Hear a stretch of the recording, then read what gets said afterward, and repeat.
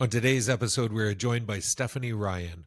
Stephanie is president of the coaching studio and someone who's built a business around helping other businesses lead better. But like every story on this podcast, her path to leadership wasn't exactly a straight line. From exploring jobs in several industries to running a fast-growing leadership development firm, Stephanie's journey is about saying yes to the things that scare you, learning by doing, and leading through uncertainty, even when the manual doesn't exist.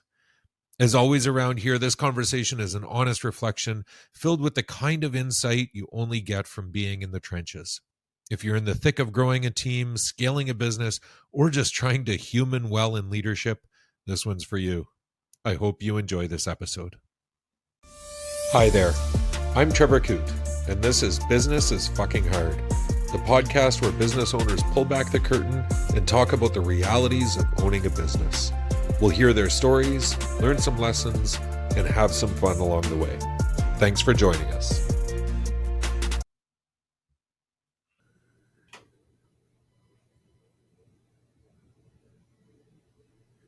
Stephanie Ryan, podcast. Hi, Trevor. I'm really glad to be here. I this is going to be fun. Yours and my paths crossed a number of years ago now, and they continue to cross in the business world.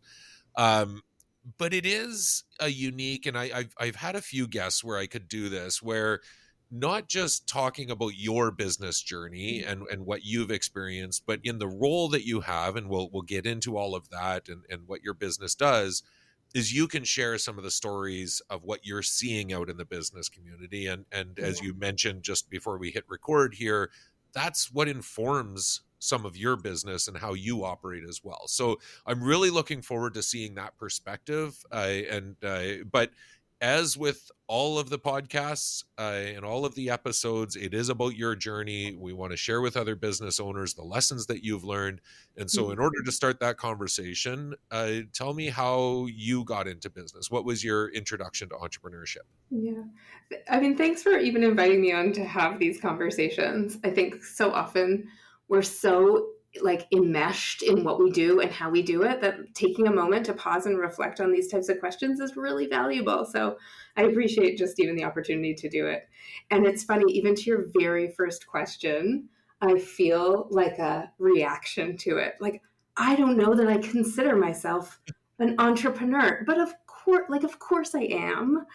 But isn't that interesting, right? Like, I think so much of my journey has been one in which I used to kind of say I stumbled into it. Now I'm realizing actually maybe, I was a little more deliberate and intentional and did some things right. But I didn't even know the world of leadership development before I found it. And so I have a background in sociology and anthropology and education, which is not business, you know? But it really suits the type of work that we do, which is going into organizations, understanding what they're after, designing learning experiences, and supporting clients to be able to come together and operate in a way that betters their business and betters the culture that they're trying to create. And so, when I kind of stumbled into this world, I was like, oh, this is the perfect place for me. This is where I want to be, working and doing this. And then it kind of evolved from there. I joined our founder here at the coaching studio in 2017, and I took on the president role in 2019. COVID hit, so that was a good leadership boot camp for go run a business during COVID. And it's been a wild, fun learning ride ever since. And so, it's just I think the joy of it is that everything that I get to do as I'm running my business is also in support of the organizations and clients that we work with as they're running their business, and vice versa, as you said. So one informs the other, and, I get to learn every day, whether I like it or not, I'm learning. Yeah. I mean, one of the things that a theme that has come out of the podcast certainly is that the biggest lesson in business is not what you can learn in a textbook or from listening to podcasts, or it's by doing. It's the experience of being a business owner, and then having those experiences, good or bad, and learning from them, good or bad. Yeah. Uh, so let's go back. Let's start at that 2017 time. So uh, going into the coaching studio, which is where you are today, and the business that you're running. Um, when you got introduced to that opportunity, was it presented as opportunity to become a partner or president, or was it you were shifting jobs and that was kind of the impetus of it? Yeah, yeah. I mean, I had been in, I think one time I counted, I'd had like 26 jobs before finding leadership development, like everything from like ice cream scooper to like working in a government council in a remote Aboriginal community in Australia. Like I'd done kind of a whole bunch of different things. Um, but our founder knows me well and knows that if he had said like, "Come on in and here's what I see for you in the future," it Yeah, probably would have like been like, "Whoa, slow down, too big, no way." So interesting. I came into the role saying like, I'm going to be a consultant and I'm going to get to facilitate and coach and do these things that I love to do, and like someone else is going to run the business, right? Yeah, yeah. And but that is not how it's panned out, and I'm so grateful for it. Like the fact that I get to continue to do all of the client work that I love and run the business and run my incredible team here, like it's all such a wonderful gift. So we're gonna dig into this There you because go. because like it's fascinating to me, especially with your educational background on Yeah, like the anthropology, understanding people, yeah, understanding and then kind of maybe getting into your own head a little bit. yeah. um that initial introduction, the founder knowing you well enough to avoid the things that are going to prevent you from being excited about this. But what did that transit, like, obviously between 2017 and 2019, he saw enough shift in you, or you presented enough of a shift for him to feel comfortable in saying, okay, this might be a path that we Mhm, see, like in a short period of time, 2 years, mhm. that you went from him avoiding it to intentionally avoiding it to you being president. What did that Yeah. look like? Yeah, and he knew me really well, right? We'd worked together for 5 years prior to that in another consulting firm, and so like we knew each other really well. But what did it look like? I mean, I'm sure it was kind of his thoughtful intention all along. But we were a small shop, right? We started off as just the two of us, and then the team started to grow. And I think I'm one of these people who just naturally like likes to say yes to things that are scary. And so I probably was just taking more and more on, and I get really excited about this kind of work. And so it's nearly impossible for me to just like leave things, over Right. there. Someone else will take care of them. Like I love to dive in kind of with 2 feet. And so, yeah, I mean, I can see how it felt like such a natural transition to him. And he tends to be 2 steps ahead of me much of the time. So I remember, him sort of saying, like, what about you taking on this president role? And he was, again, really smart. Like, in 6 months, we'll do Yeah, a yeah, really yeah. slow transition, and, this is how it'll go. And so, yeah, I mean, I had lots of conversations with my husband about what is it and what will it look like. And there's kind of also a beauty in like not knowing what you're saying yes to. Yeah. If I had known there was a global pandemic coming in a year, I don't know that I would have said as wholeheartedly yes. But You and everybody else who started a business in 2019. right, right, totally. Yeah, But it was, I mean, it's all been such great learning. Like you said, like you can't learn by podcasts or by reading a book or being a leadership development consultant. Like I right. can't stand on the outside of an organization and say, this is how you should do it if I haven't done it myself. And so being able to like really feel, the challenges and the wonderful celebrations that come with leading a business through all the ups and downs has for sure made me a much better facilitator, a better coach. I can stand there with real credibility and say, this is what it's looked like for me, and this is, how I can potentially support you. Yeah. I want to dig into a little bit of that growth Mm-hmm. in a second, because I think, there's always lessons for people starting out in small business, people growing small businesses. But I want to just, the challenges, what you saw as opportunities, how you went from just the two of you in Mm-hmm. a startup to what the coaching studio is today. But I just want to just the last point on kind of that transition into the role that you have, president, and kind of running the shop and more on the business side of the operations. Um, and you did mention you like to do things that you're scared, or that bring that are challenging, and that you Yeah, might bring you fear. My understanding is that's why you're doing this podcast right now, exactly. step out on the ledge a little bit. Um, but how much of that trepidation was there in knowing that, I don't have any experience running a business, and now that is going to be the expectation of me? Mm-hmm. God, if someone had presented it to me exactly that way, Trevor, I don't know if I would have said yes. Like, yeah, it felt much more organic, which I think, yeah, is the reason that I was able to take things on kind of slowly and more methodically, and like when I was ready to do it. That's such an interesting question. Like, I don't think I, I don't think I knew in its entirety. I feel like you're feeling more trepidation now and thinking back about it Yeah, than like you what the did hell at was the I moment. thinking? You're right. Get me out of here. Why did I say yes? No, totally, totally. And the cool thing is I had been working with organizations for already over a decade, and like sitting at the boardroom tables with CEOs, and I mean some of our biggest clients are $15 billion in revenue, and so getting to see kind of behind the scenes of that and Yeah, recognizing that like actually all of these people put their pants on one leg at a time. Like yeah, no one has a secret sauce. Like no one's kind of figured it out. yeah. And so I think that part is somewhat relieving. Like if anyone can do it, I can do it. Right. So Yeah.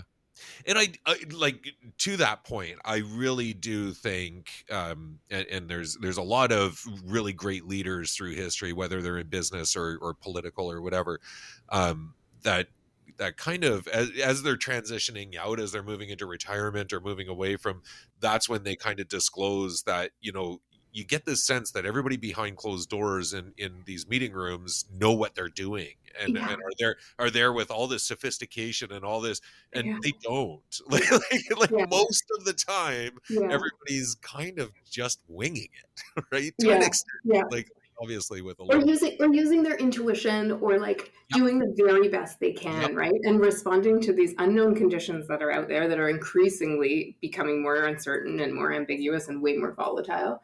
But yeah, there isn't I think that had been a learning for me prior to me saying yes. That was really helpful. Like there isn't a secret recipe that I just need to figure out. yeah, yeah, and there's so many. I think that's, some of my takeaways on this podcast too is I'm so anxious to figure out what is the recipe, right? Yeah.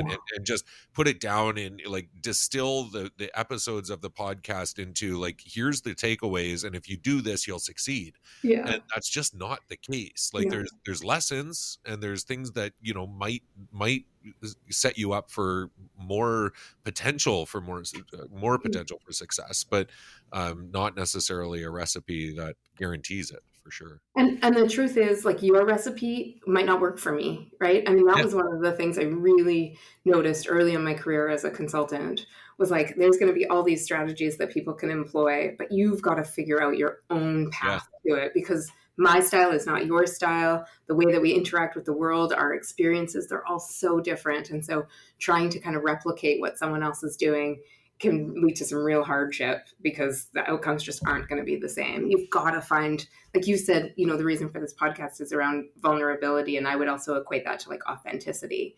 yeah, You've got to find, what's the real recipe unique to you. yeah. Yeah, absolutely. And people do that intentionally, but a lot of people do it by accident or through process, right? Yeah, Totally. yeah, So let's talk about because you talk about strategy and what did that look like going from two people, a two-person shop to kind of the progression of growth, yeah. intentional or other. Well, that's my question. Was it intentional? Did you sit down and write a business plan and say, okay, I want to do all the things? You mentioned that earlier. I like to do all the things. I like to challenge myself, but at some point you saw opportunity. I need more people to help me do all the things. Yeah, yeah. I mean, I remember in the early days, Andy and I, Andres Appelé is our founder, Andy and I sitting down and saying, like, okay, well, what do we see for the next 3 to 5 years, and kind of mapping out some numbers and mapping out some, potential ways that that could actually play out or that that would be executed. And the truth is, probably looking back now, like, it's probably pretty accurate, but it didn't go the way that we thought it would go. Okay. So we've been really lucky that we are able to kind of follow our clients. Like, we believe that through doing great work, more great work will come. And that really is genuinely how, our business has grown. But it does mean that often you're getting the work before you've hired for the execution of the work. And Right. so one of the biggest things in a professional services firm is that your people are your product. Like, we Yeah. don't sell widgets, we don't have anything but the humans who are delivering it. And so I've always been really slow to hire, and I think that is the right way to do it. But what it often means is we're kind of lagging behind, when you're in those high growth moments and you don't always have exactly the talent that you need just yet. It can cause a bit of a strain on the system. So, if we looked back and said, what did we say in those early years of what would it look like or how would it feel? We're probably pretty bang on, but I think we were kind of expecting it to go like in a nice stepped, order, and it's Right. just not the nature of it. Right. And so was it always just kind of, and I want to be, this isn't being kind to what you just, the way you just laid it out, but being reactive, like, was it always you see that the opportunity starts to put pressure on the business, and then, like you said, slow to hire, bring in the right people. Yeah. But that's been kind of the trend through time. Yeah, like, I think it's been, like, intentionally knowing that we will have to be lean at times in order to have the Right. right people, and we've Right. actually, just sort of changed our strategy in the last year, 2 years to say, "Okay, we're gonna be really careful not to get too far ahead of our skis, but we're gonna do Yeah. hiring in these moments in time." We know what there needs to be a January intake, we know there needs to be a June intake. Like, if we look at the patterns of our business, uh what has been true. So we right. started to shift that in the last couple of years or so. Um, and I think, like, we've done it thoughtfully. Like, we've done it knowing that this is what's to come. So there's going to be these kind of high pressure times. So how do we ready the business to be able to cope with that when we foresee them? Yeah. And I'm assuming that the entire team is aware of that strategy, because they would have to know and be cognizant that their workload is going to increase before it Exactly. decreases. Yeah. Exactly, exactly. And, we are lucky. We've got a team here that understands business. They understand, how our clients work. They're the ones who are closest to our clients. They Right. understand kind of the nature of what's coming in or what's not coming in. And, they're all smart enough that, like, I want their input on how are we running the Yeah. show. And so, we're small enough that we can do that, that I can have these kind of conversations and get really helpful insights and thoughts on how do we do this better by just kind of filling the team in and, getting them thinking about it. Yeah. Um, you mentioned earlier, and I think I mentioned it once already, the kind of your your desire, your motivation, your to kind of do all of the things, to kind of be in control, and you wanted to keep expanding, and this is what early days. There's two of you, and then that would have been kind of the aha moment. Okay, we can do more with more people. Yeah. Tell me a bit about kind of your evolution, and I'm reading into some of your comments a little bit on empowering others, the trust that you needed to see in Yeah. others in order to let go of some things, Yeah. and and delegating and trusting that, there's going to be as much, they are going to care as much about this as you do, and that Yeah. you can let go a little bit in order to increase capacity and continue to run the business as well as do the consulting and all of that. Yeah. Well, I really like how you framed that because it makes me feel like I've done it and I've ticked the box. I'm like, I've got it figured out. Let me just Like tell you you're so good at it. You're yeah, so let good me at just tell you delegating. how I did it here, Trevor. Delegating machine. Yeah, exactly. But I think this is one of the hardest transitions for like any founder for sure, or any kind of senior leader to make, is how do you let go of the things that you can let go of and do only what you can do? And like, I do not have it figured out. It would be really interesting to kind of pull my team. Is Stephanie involved in the right things? I mean, and actually, a little aside tangent, one of the things that we do here is we have deliberate practices. So everybody has like their own leadership practice about what are the things you're focused on that you want to get better at.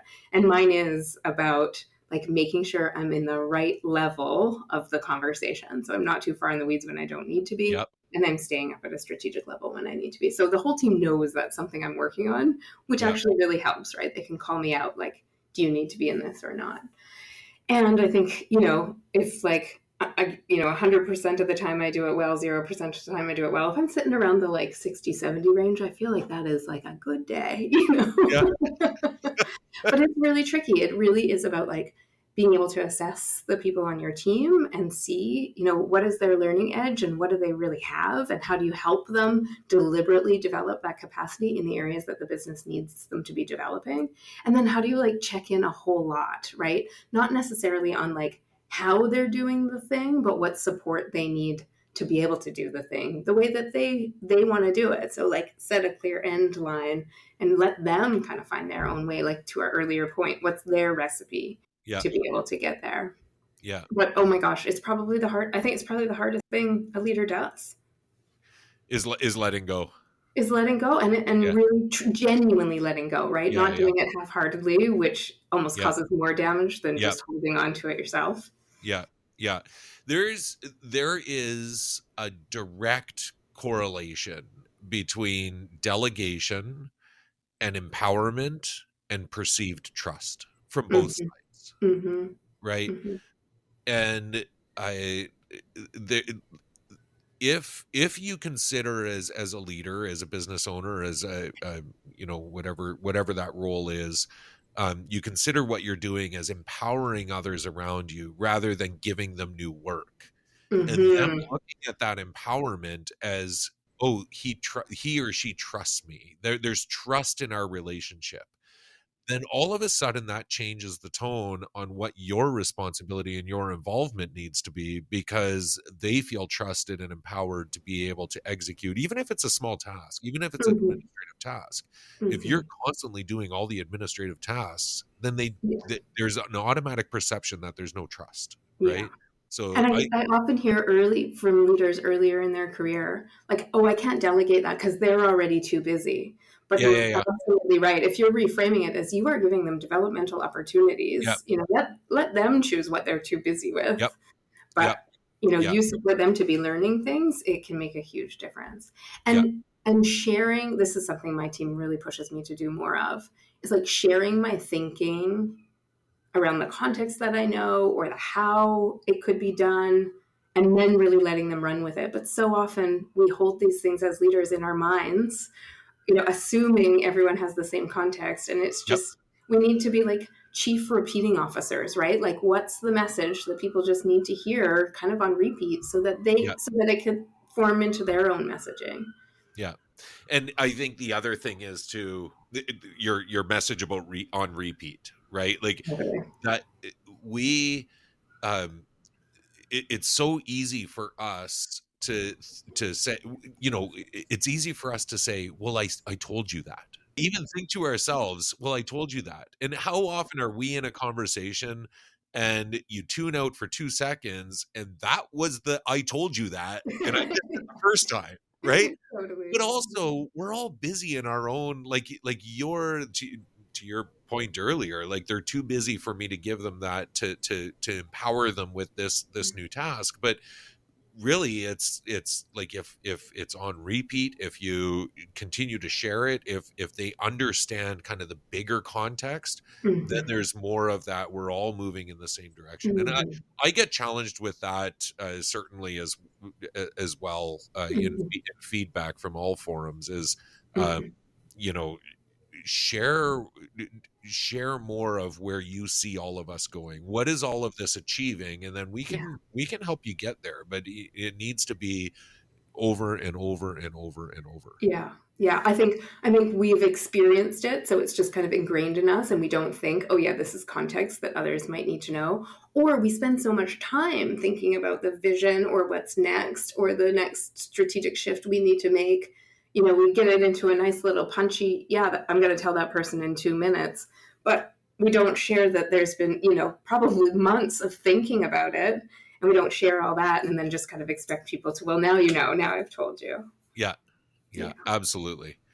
um I want to talk about the human side of business with you, but before we go there, I want to just get a little more context around where your learning was for the actual just business stuff, finances, hiring,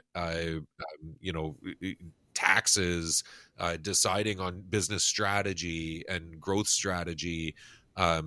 Where did that, was Andy kind of a big part of that? Where did you get kind of the support to learn kind of the business side of the coaching studio? Yeah. I mean, I feel like I'm still learning it in some ways. The human side, that's the fun stuff. The admin side, like how do I do payroll?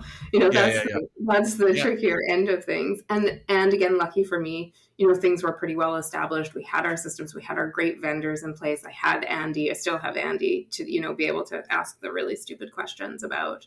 And I really do feel grateful for my network. If I have a weird HR question, like I've got right, people who I can call up, and I think sometimes as leaders we don't pick up the phone enough. I had a colleague call me last week and she just said, like, I just need a free coaching, or I just need a coaching session, I'll pay you. I was like, you're not paying me, like we're going to be, peers yeah, in this and chat through it. But we all get hung up on these things, and unless we kind of pull on our resources, it can be, yeah, you just feel like you're alone and you don't have anywhere to turn to except for, chat GPT. What are you going to tell me to do? So yeah, I mean, all of that side of the business has been a kind of slow journey of being able to take it on.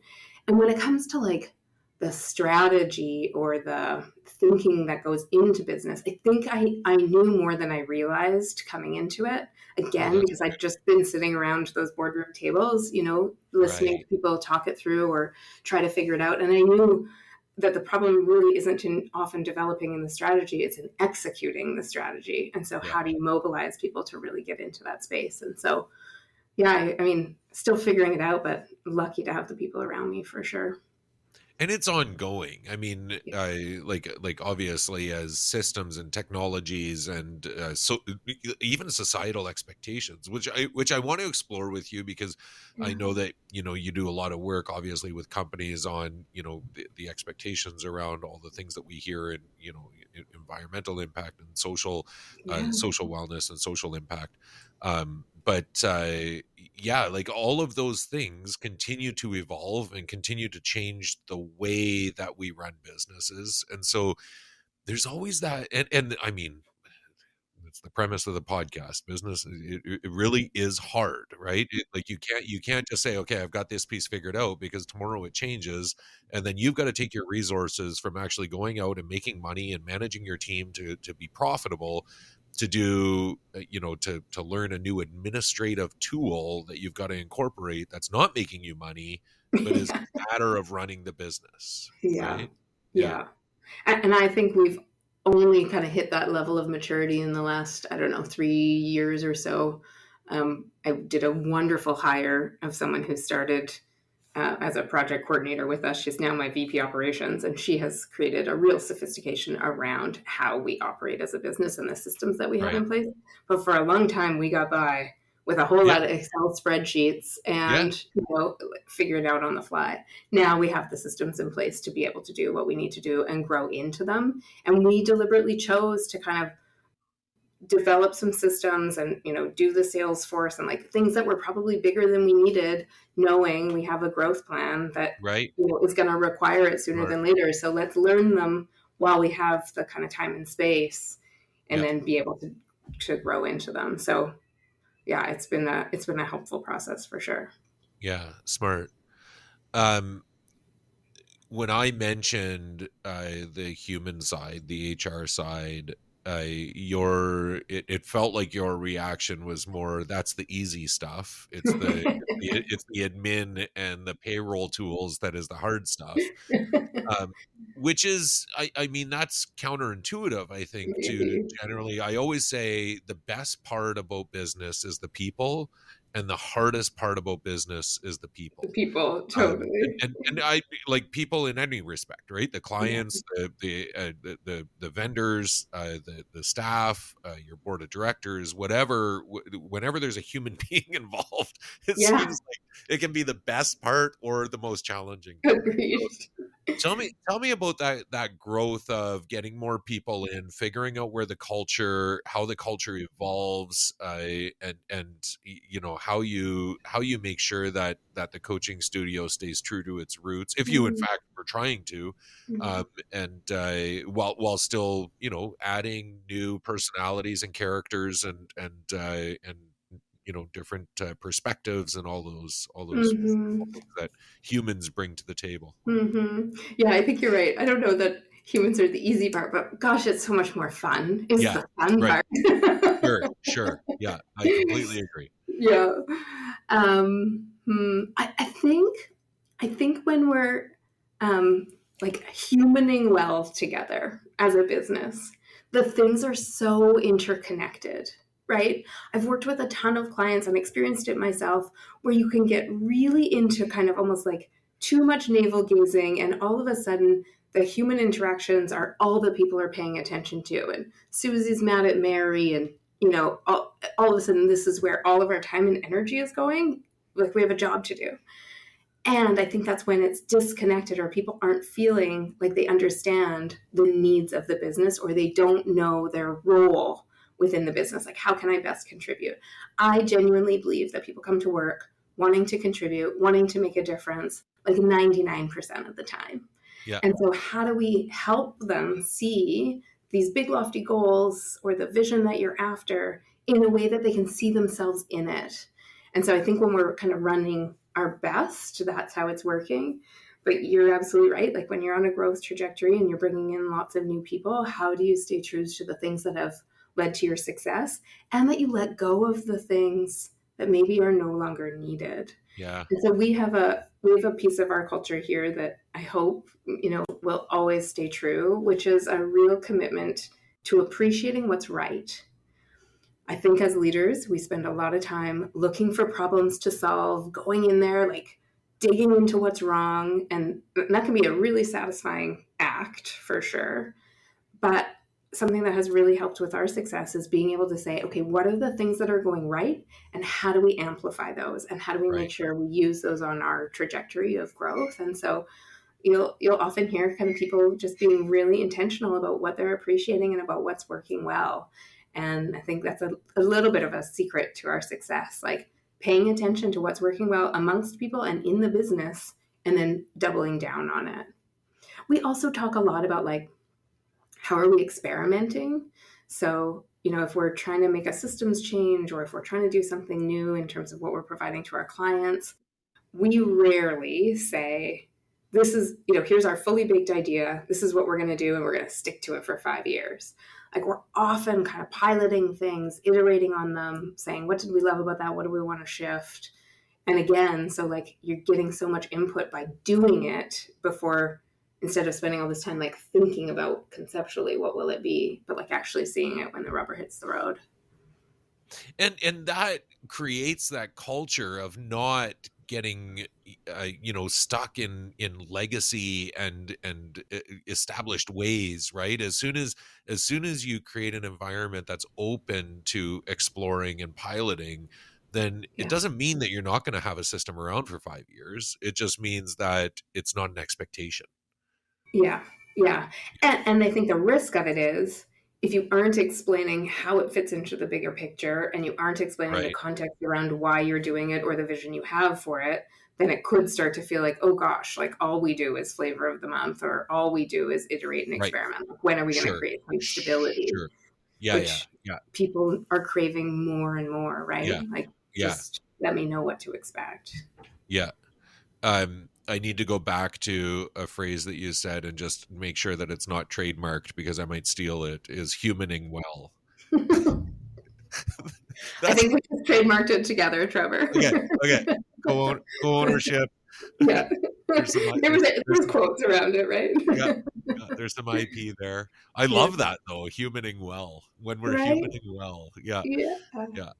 And we see it more broadly, like even in obviously within the context of the organization when we talk about, but we see it in our interactions with our clients and with our stakeholders, with our constituents that have an expectation of our service delivery, Yeah. but also in broader society, right? And when Totally. when when people are being really good human beings to each other, then things work a lot more efficiently and smoothly, and that it just, I mean, obviously we just have a little bit more control over it in an ecosystem where we're, as business owners, to in effect writing the rules, right? Like Yeah. we're creating the culture ourselves, so it gives Yeah. us a little bit more of that autonomy to dictate what that looks like. And I think it's just like critical. Like, to me, it's the foundation for how we do business. Like, I sit in with a lot of teams and then a lot of organizations, and even, like you said, like vendor relationships or whatever. And there are times when we're all sitting around that boardroom table and no one is humaning. Like, no one, Right. everyone's got their facade on, they're, Yeah. playing a part, they're doing whatever. And it's Yeah. such a waste of time. Like, it's so Yeah. inefficient. And if we Yeah. can create a bit of space for some psychological safety and some real trust with each other, Yep. so that we can, hey, like, I think Be this is going to authentic. be the biggest challenge of the project, or hey, this is the thing that's like feeling a little off in our executive team right now. If Yeah. we don't catch it then, we catch it when we're flipping tables or when we're, millions of dollars in debt, or worst case scenario, like into litigation with each other. Like, Yeah. these Yeah. things Yeah. happen in business because people don't spend the time up front to look each other in the eyeballs and say, like, what actually matters to you. Yeah. Yeah. Since you brought it up, I have to ask, have you been in an environment where you flipped a table? Because I can't picture it. I You can't see could do it, couldn't you? it. It would be so awesome. I have never flipped a table, but I will say I have one time said to someone, I feel enraged right now, which Oh, wow. Oh, wow. which I think it was their reaction too. Oh, Yeah. geez. Yeah. Like, I mean, for people that know you, that is flipping a table. Like, that's the equivalent of somebody else with a shorter fuse flipping a Kind table. of. Yeah. Yeah. I mean, we talked it out and it was okay, but yeah, Yeah. I think it was a surprise. You flip the emotional table. Yeah. Okay, so that's the journey. Let's shift the conversation a little bit. I want to get your perspective. I mean, to be fair, you did share a lot of this in relation to what you see in other businesses. You really aligned it with, the advantage that you had. You said about looking at some of your larger multi-billion-dollar clients and seeing what works well for them, and learning along the way in that context. But what are kind of, from a coaching perspective, from an executive perspective, kind of in today's world with all of the uncertainty, with societal pressures pushing in one direction and then pulling in the other, where do you see the major challenges that like is a theme for the people, the groups, I mean, obviously without disclosing anything and getting into details, but themes of issues that your team is helping folks with? I mean, it's a wide variety, and it's all the same. Yeah. It's Yeah. so interesting. I do think that this operating within this environment of, uncertainty, volatility, And more, I think we're doing it to ourselves. So maybe I'll actually just like speak from a personal place. Like Please, one of please. Yeah. one of the hardest things I think are these things that are like kind of pushing and pulling us all the time. And as a leader, I feel like the best thing that I can do is be like deeply present for wherever I am.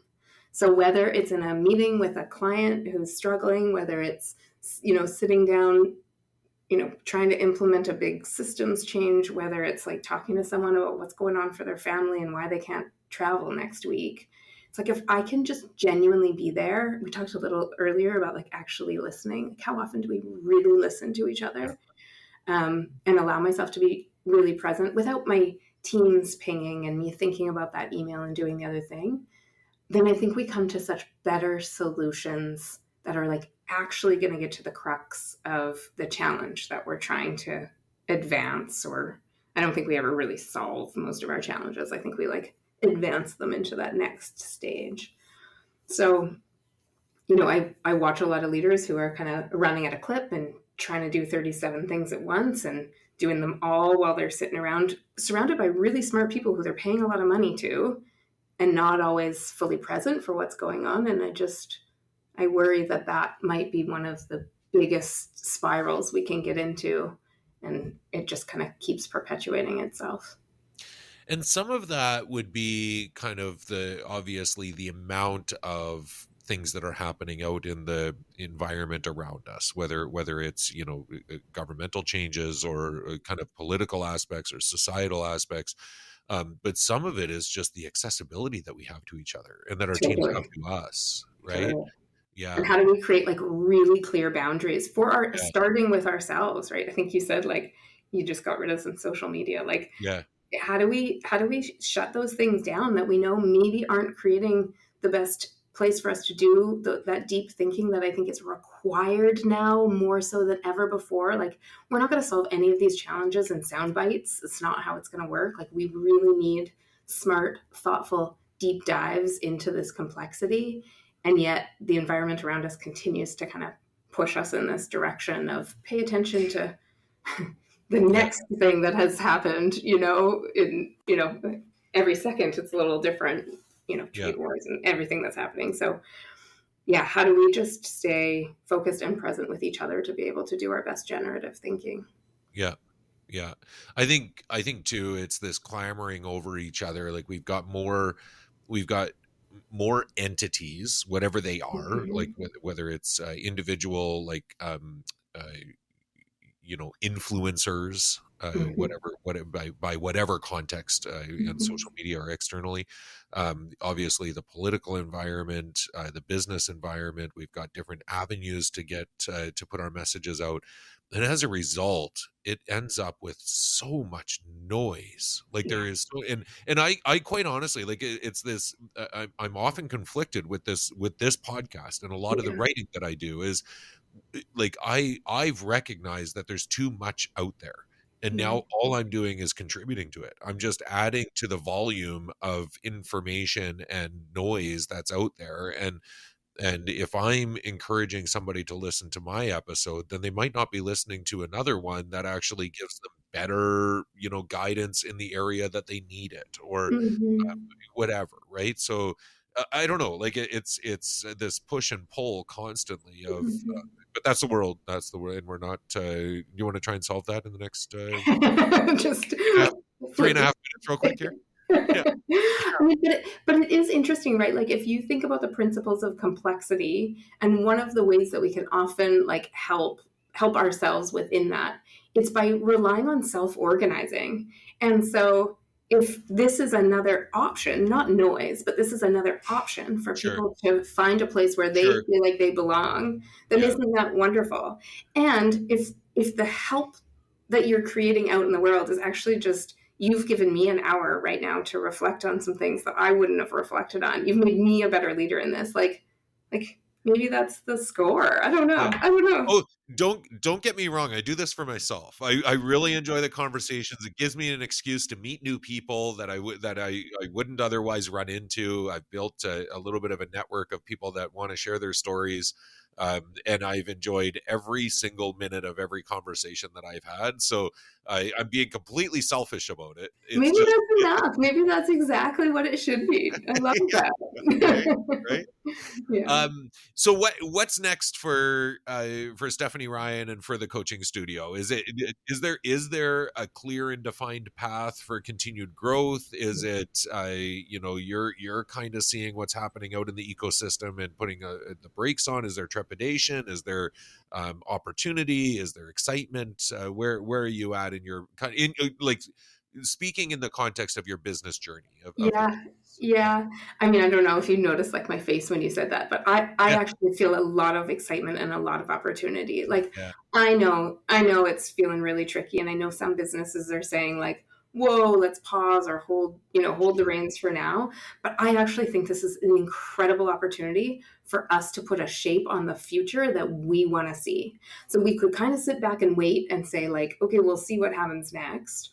Or we could get really intentional about like what is the road we're going down and how are we going to do that, like what are we trying to achieve. So we're again really lucky or smart, we have quite a diversity of clients, and so we don't get hit quite as hard with like market conditions necessarily, but also because of the nature of the work that we do, I think it's even more imperative that people are bringing their executive teams together in a thoughtful way. They're Yeah. getting in front of the challenges that they foresee. They're getting in front of all of the things that like they may not know are coming, and do that in a way with us where we know we can do it really efficiently, really effectively. So it's almost like if there's ever been a time for people to need us, it's now. And it's similar to what happened in COVID. Like in fact, we did quite well in COVID. People realized it was a time they needed extra support, and so they called on us. And I think the climate has shifted away from